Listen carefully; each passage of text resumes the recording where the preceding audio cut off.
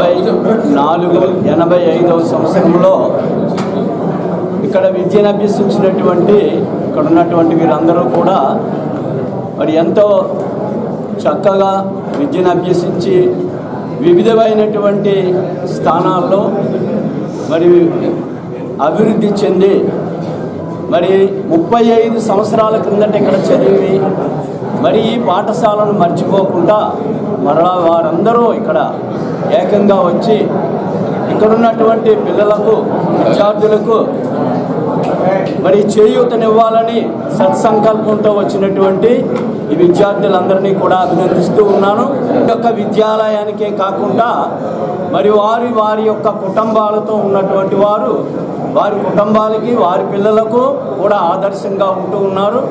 మరి ఈ విధమైనటువంటి ఆదర్శమైనటువంటి జీవితాన్ని క్రమశిక్షణతో వినయ విధేయతతో కూడినటువంటి జీవితాన్ని మరి మీరందరూ కూడా అలవర్చుకోవాలని మరి మీరందరూ కూడా ఇటువంటి సేవాభావాన్ని కలిగి ఉండాలని మరి వీరి యొక్క ఈ చర్య ద్వారా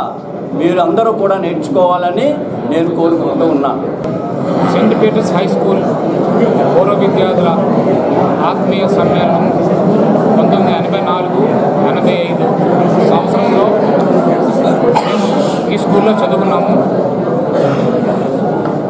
ఈ స్కూల్లో చదువుకున్న పిల్లలకు మన వంతు సాయం చేయాలని చెప్పేసి మేము 2008 సంవత్సరంలో ఒక కమిటీగా ఒక అసోసియేషన్గా అందరం ఏర్పరచుకొని ఆ అసోసియేషన్కి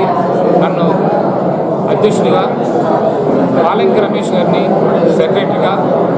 వై శ్రీనివాసు గారిని కార్యదర్శిగా, మల్లా మోహన్ గారిని ట్రెజరర్గా ఇలా రకరకాలుగా ఒక అసోసియేషన్తో ఒక 15 మందిని ఏర్పరచుకొని మనం భవిష్యత్తులో మనం స్కూల్కి చేసే ప్రతి కార్యక్రమం అవనివ్వండి,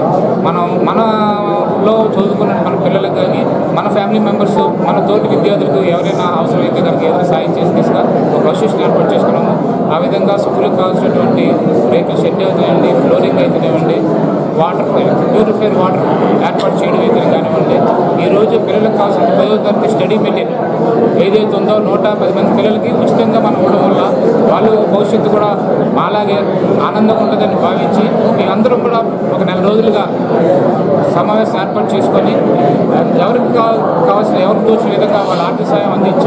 అందించి ఈరోజు ఈ కార్యక్రమం పెట్టుకోవడానికి ఒక వేదిక ఏర్పాటు చేసుకోవడం జరిగింది.